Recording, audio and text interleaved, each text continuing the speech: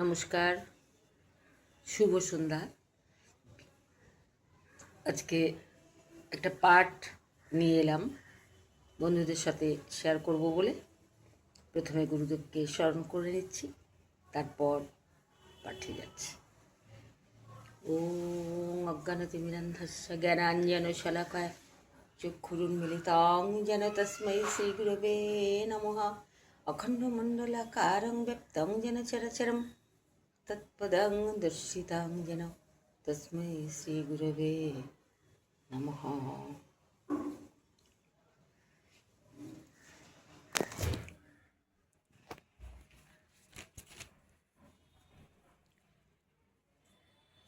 সংসারে নানা গোল,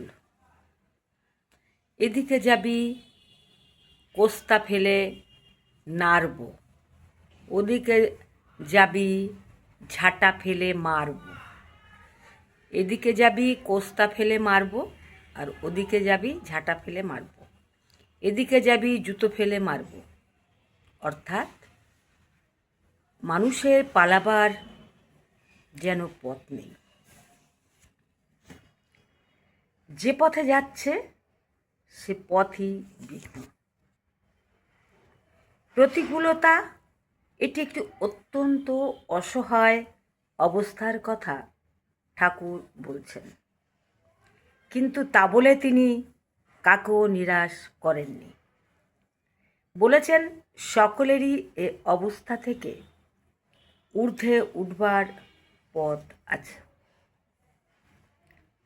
সংসারের ভিতর যারা আছে, ঠাকুর তাদের বলতেন মাঝে মাঝে নির্জনে ঈশ্বরের চিন্তা করতে হয়, তাহলে নিজের মনকে কখনো বশে আনা যায় না। এমনই মন চঞ্চল, তার উপর যদি চারিদিকে চাঞ্চল্যের কারণ থাকে, তাহলে সে মনকে বশ করা অসম্ভব।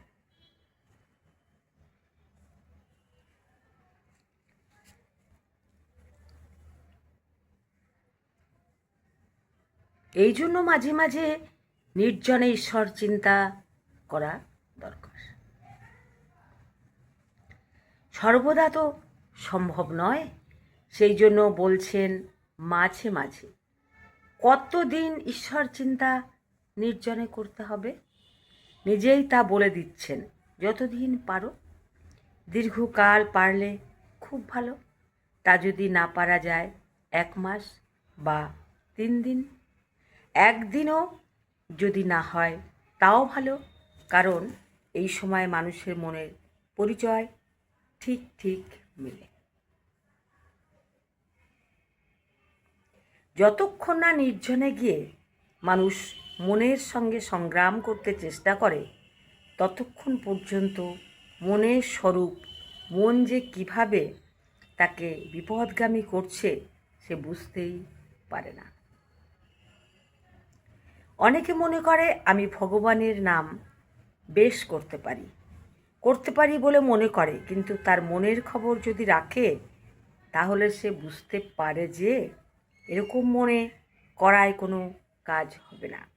মন যখন বিপদগামী হচ্ছে, তাকে টেনে রাখবার সময় বোঝা যায় মনের শক্তি কত।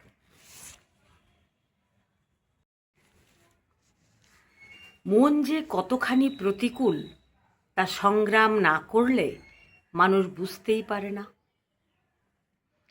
ঠাকুর দৃষ্টান্ত দিচ্ছেন, যখন কেল্লায় যাচ্ছি একটু বুঝতে পারি নাই যে গড়ানো রাস্তা দিয়ে যাচ্ছি।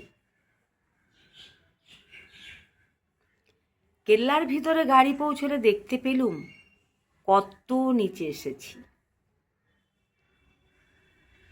এইরকম সংসারের পরিবেশের ভিতর থেকে মন আমাদের অজ্ঞাতসারে কত নিচে নেমে যায়, সে কথা বুঝতে পারা যায় যদি আমরা উপরের দিকে চেয়ে দেখি। সেই উপরের দিকে চেয়ে দেখবার অবকাশ হয় না যদি না আমরা নির্জনে গিয়ে ভিন্ন পরিবেশে মনকে দেখতে চেষ্টা করি। এজন্য নির্জনে সাধনের কথা ঠাকুর বারবার বলেছেন। আর নির্জন না হলে ভগবান চিন্তা হয় না। সোনা গলিয়ে গয়না গড়ব, তা যদি গলাবার সময় 5 বার ডাকে, তাহলে সোনা গলানো কেমন করে হয়?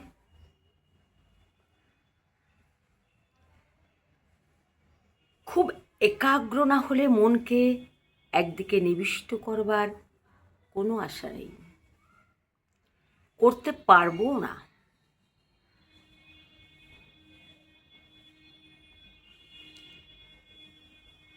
চাল কাটছো একলা বসে কাটতে হয়। একবার চাল হাতে করে তুলে দেখতে হয় কেমন সাফ হলো। কাটতে কাটতে যদি 5 বার ডাকবে, ভালো কাড়া কেমন করে হয়? সাধন করতে করতে মাঝে মাঝে মনকে পরীক্ষা করে দেখতে হয় যে কতখানি মনটা ভগবানের দিকে গেল। খুব সুন্দর একটা টপিক আজকে পেলাম, বন্ধুদের শেয়ার করে নিলাম। আজকের পাঠ এই পর্যন্ত। ভালো লাগলে একটা লাইক দিয়ে আমাকে উৎসাহিত করার অনুরোধ রইল। স্বামী ভূতেশানন্দের শ্রী শ্রী রামকৃষ্ণ কথামৃত থেকে রামকৃষ্ণ পরম প্রসঙ্গ, ভুল বললাম, আরেকবার বলছি। স্বামী ভূতেশানন্দের শ্রী শ্রী রামকৃষ্ণ কথামৃত প্রসঙ্গ থেকে ভুল বলছিলাম। নমস্কার, আবার দেখা হবে অন্য কোনো পাঠ নিয়ে। আজ এই পর্যন্ত।